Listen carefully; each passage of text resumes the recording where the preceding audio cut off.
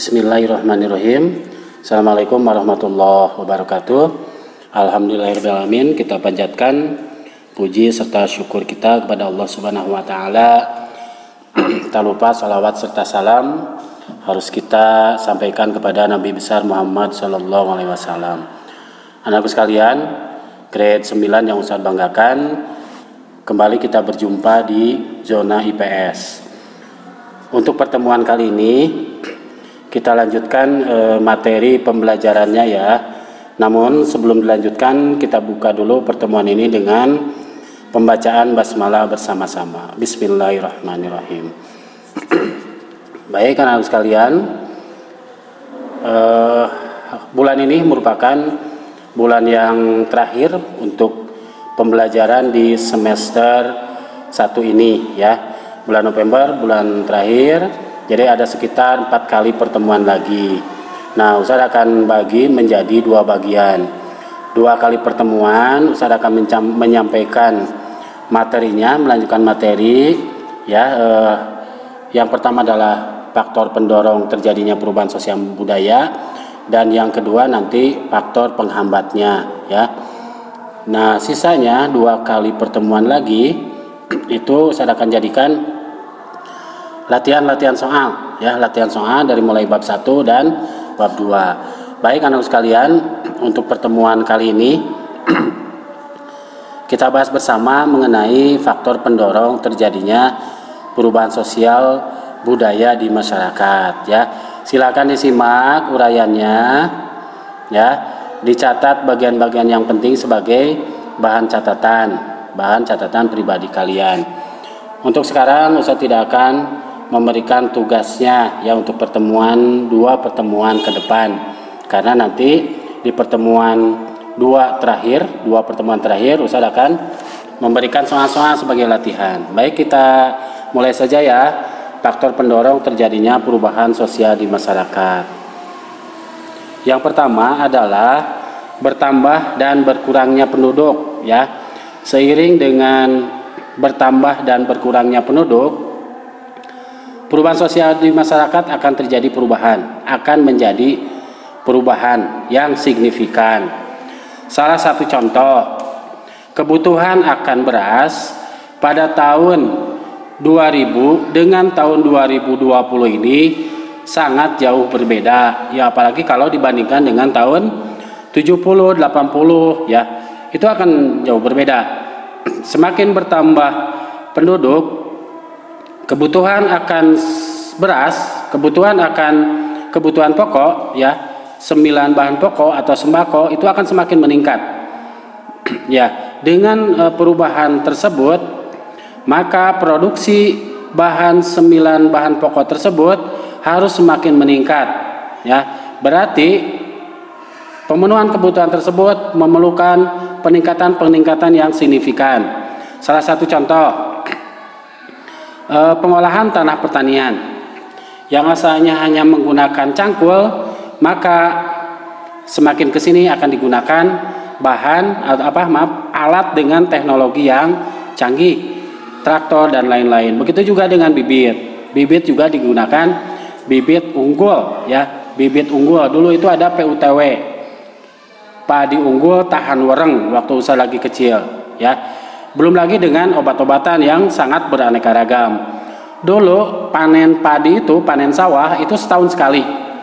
Setahun sekali padinya itu tinggi karena usianya memang setahun.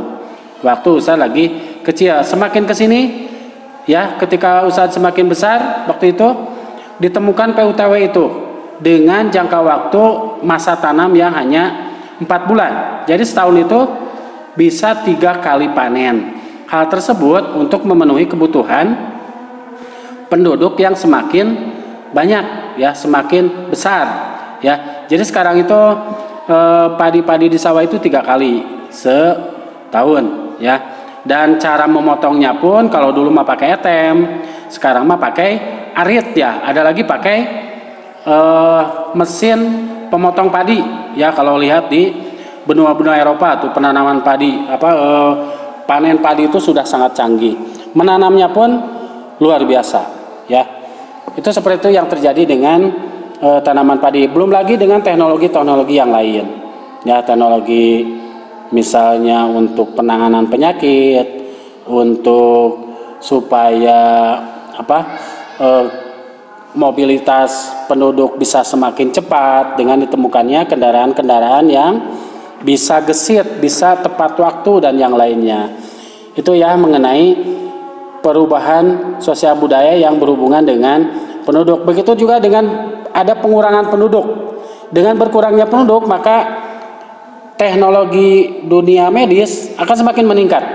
Bagaimana cara mengatasi penyakit yang timbul? Apalagi sekarang ya di masa Covid ini. Itu ditemukan vaksin-vaksin, diteliti vaksin untuk mengatasi penyakit COVID-19 ini. Belum lagi di lab itu di laboratorium dianalisa, diteliti obat-obat untuk mengatasi penyakit-penyakit terkini. Itu ada labnya, ya. Maka perubahan sosial di masyarakat akan berkembang lagi dengan sangat pesat, ya. Itu dengan efek dari bertambah dan berkurangnya penduduk. Next, kita lanjutkan. Berikutnya adalah yang kedua, penemuan baru. Ini juga kaitannya dengan perubahan sosial itu sangat ketat atau sangat berpengaruh sekali, terutama di dunia teknologi komunikasi, ya. Handphone tiap bulan itu akan keluar seri yang terbaru, ya, sebulan, malah ada yang 2 minggu, ada yang seminggu, ya. Persaingannya itu luar biasa di dunia perhandphonean. Belum lagi dunia-dunia yang lain dengan penemuan-penemuan baru, misalnya televisi. Zaman saya itu televisinya itu harus dinyalakan 1 jam 2 jam. Kalau sekarang tinggal masukkan stekernya ke stop kontak, akan langsung bisa nyala. Dulu enggak. Dan bentuknya itu sangat besar, ya, sangat besar. Kalau ke sini-sini asalnya ada tabung, ya, televisi tabung. Ke sini ada LCD. Ditemukan lagi LED. Itu sangat tipis, ya. Itu luar biasa penemuan-penemuannya. Yang sangat jelas memang penemuan di handphone, ya, ponsel. Itu luar biasa. Dulu ponsel ketika awal ditemukan, ya, tanpa kabel diganti dengan antena. Antenanya juga panjang, bentuknya juga besar, sampai orang-orang kemana-mana itu membawa HP sampai terlihat, ya, terlihat seperti membawa tempat minum kalau anak-anak TK, ya, segede gitu dulu, sampai gaya dulu itu. Dan memang aneh dulu ketika Ustadz pertama kali melihat, kok ada ya telepon tidak ada kabelnya, ya. Kalau sekarang kalian melihat HP yang bentuknya besar dengan ada antenanya keluar, itu aneh karena HP-nya sekarang tidak terlihat. Antena ada tapi di sebelah dalam, ya, ditanamkan di bodi HP tersebut. Itu ya kaitannya dengan penemuan-penemuan baru. Tidak hanya dunia telekomunikasi, dunia medis, dunia perdagangan, dunia kendaraan, dunia banyak, ya, obat-obatan dan lain-lain, termasuk juga sandal, pakaian, sepatu. Itu perkembangan sangat pesat dengan inovasi-inovasi yang selalu terbarukan setiap saat, itu ya. Next, berikutnya. Nah, faktor pendorong yang terjadi perubahan sosial budaya yang ketiga adalah konflik, ya. Konflik akan membuat perubahan sosial budaya di masyarakat akan mengalami perubahan, ya. Bisa perubahan ke arah yang lebih baik, konflik itu bisa ke sebaliknya. Tapi kecenderungannya kalau konflik itu akan membuat suasana semakin tidak baik, ya. Hari-hari kemarin terjadi konflik di jalur, ya, di jalur. Mungkin kalian juga bisa mengetahuinya antar dua ormas. Kesalahpahaman sedikit sebenarnya itu teh. Yang usah dengar itu hanya kesalahan yang kecil, salah paham akhirnya menjadi besar. Karena memang konflik sosial budaya itu seperti itu. Kalau tidak cepat diatasi, maka akan merembet ke hal-hal yang lain. Seperti di sini, ya, Ustaz gambarkan tanahku lahanku. Ya, ini konflik mengenai area tanah, kepemilikan tanah. Kalau kemarin di sekitaran jalur itu hal yang lain, ya. Mungkin kalian juga sudah pada tahu konflik seperti itu. Dan itu akan selalu ada di masyarakat, ya. Akan selalu ada di masyarakat karena memang setiap orang itu punya kepentingan, setiap kelompok itu punya kepentingan masing-masing. Nah, tinggal jangan sampai kepentingan tersebut menimbulkan gesekan antar individu apalagi kelompok. Kalau terjadi gesekan, ya akan terjadi seperti kemarin. Tapi menurut informasi sekarang udah selesai permasalahannya. Tinggal follow up mengenai korban yang dialami kedua belah pihak tersebut, ya, tinggal diselesaikan. Ya, alhamdulillah kemarin Ustaz dapat beritanya udah selesai. Next berikutnya. Yang berikutnya adalah terjadinya pemberontakan. Ya, terjadinya pemberontakan itu juga akan berpengaruh terhadap perubahan sosial budaya. Ketika Indonesia mencapai kemerdekaan merupakan bentuk revolusi di Indonesia yang menyebabkan perubahan sosial budaya. Misalnya sistem sosial, sistem politik dan sistem ekonomi berubah, ya. Dulu sebelum merdeka itu dijajah, setelah mereka bisa melepaskan diri dari yang menjajah, maka akan terjadi perubahan-perubahan yang signifikan, ya. Bisa berbicara dengan leluasa, bisa menentukan nasib sendiri dengan leluasa, tentu setelah adanya pemimpin. Kalau zaman dulu itu kan presiden pertama adalah Presiden Soekarno, maka Pak Soekarno itulah yang membuat kebijakan-kebijakan supaya kondisi bisa lebih baik pada zaman itu. Sekarang pun sama, ya. Sekarang pun sama. Perubahan sosial di dunia di masa kemerdekaan ini, pemimpinlah yang akan menentukan kebijakan-kebijakan, ya, masyarakat yang diberlakukan di kehidupan sehari-hari. Ya, faktor keempat ini kembali pemberontakan ini akan sangat besar sekali pengaruhnya dalam mendorong terjadinya perubahan sosial budaya, ya. Next berikutnya. Yang kelima adalah perubahan lingkungan alam. Ketika terjadi tsunami di mana lingkungan jadi rusak, mengharuskan para nelayan yang terdampak akan berpindah ke tempat dataran rendah sehingga merubah mata pencaharian mereka. Maka terjadilah perubahan sosial budaya, ya. Di sini terlihat ketika terjadi tsunami di Aceh, ya, yang sampai gelombang pasangnya itu gelombang air laut sampai 12 meteran. Ya, 12 meteran luar biasa. Ya, yang terjadi sehingga Provinsi Aceh pada waktu itu sampai di bawah titik nol kehidupannya, di bawah titik nadir, ya, sampai pembangunan itu dari nol lagi. Sebelumnya sudah banyak gedung-gedung, sudah jalan sudah bagus-bagus. Ternyata Allah memberikan ujian, ya, ujian keimanan. Allah mengirimkan tsunami pada waktu itu sehingga Provinsi Aceh pada waktu itu sampai luluh lantak, ya. Nah, kembali ke sini ketika terjadi tsunami di mana lingkungan jadi rusak, ya, karena air tersebut mengharuskan para nelayan yang terdampak akan berpindah ke tempat dataran rendah sehingga merubah mata pencarian mereka. Maka terjadilah perubahan sosial budaya.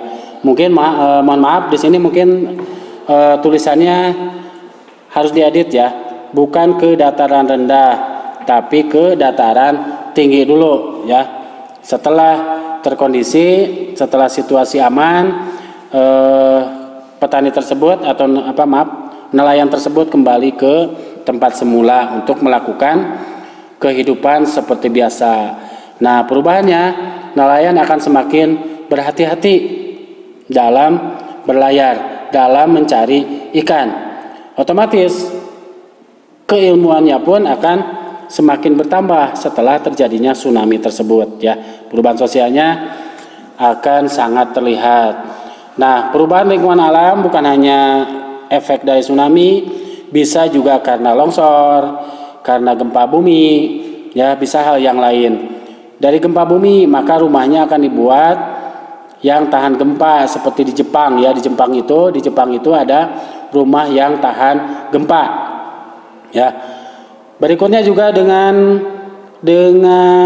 bencana alam longsor, maka masyarakat akan mencari lahan-lahan yang akan dibuat rumah yang kira-kira tidak akan terdampak oleh longsor, ya.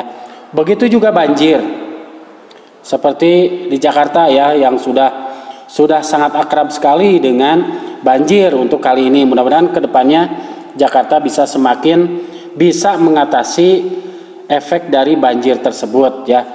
Ya, kita doakan bersama semoga Jakarta itu bisa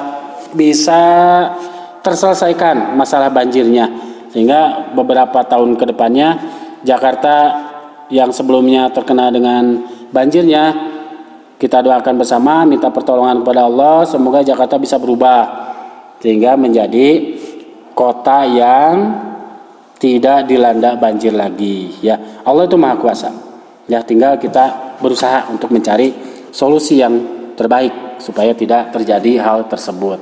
Itu ya mengenai perubahan akibat dari lingkungan alam yang berubah. Longsor, banjir, gempa, tsunami, ya. Bisa juga karena kebakaran, ya. Bisa juga karena hal yang lain, ya. Ini lebih ke alam kalau yang ini, ya. Next, berikutnya. Faktor berikutnya adalah peperangan. Ya, peperangan akan merubah kehidupan sosial budaya. Perang akan membawa perubahan sosial budaya yang besar dan kecil. Bangsa yang menang perang akan memaksakan kebudayaannya kepada masyarakat yang kalah. Maka terjadilah perubahan sosial budaya. Indonesia sudah mengalami hal ini. Bagaimana kita dijajah oleh Belanda selama 350 tahun. Ya. Berikutnya setelah lepas dari Belanda, kita dijajah oleh Jepang 3,5 tahun. Itu perubahan-perubahannya itu sangat terlihat, ya, dengan dijajah dengan Indonesia dijajah oleh kedua negara tersebut, ya. Tapi alhamdulillah dengan berkat pertolongan dari Allah Subhanahu wa taala yang diiringi dengan doa dan perjuangan yang luar biasa oleh orang-orang terdahulu, ya, orang-orang terdahulu, sehingga hari ini alhamdulillah kita bisa merasakan kemerdekaan. Makanya kemerdekaan yang diberikan oleh Allah Subhanahu wa taala harus kita isi dengan sebaik mungkin, ya. Kalau untuk kalian, cara mengisi kemerdekaannya adalah dengan cara belajar sebaik-baiknya, mencari ilmu sebaik-baiknya, baik itu ilmu yang umum, ilmu agama, dan ilmu-ilmu yang lain, supaya kalian bisa menggantikan, ya, orang-orang yang sekarang sudah dewasa, ya. Karena siapa lagi yang akan meneruskan kehidupan ini kecuali kalian-kalian yang sekarang masih muda, usia SMP, SMA, kuliah, itu akan meneruskan estafet kepemimpinan khususnya di negara Indonesia ini, umumnya di seluruh dunia, ya. Kalian harus sudah mulai bersiap, ya, bagaimana mempersiapkan diri sebaik mungkin. Next. Yang ketujuh adalah pengaruh kebudayaan masyarakat lain, ya.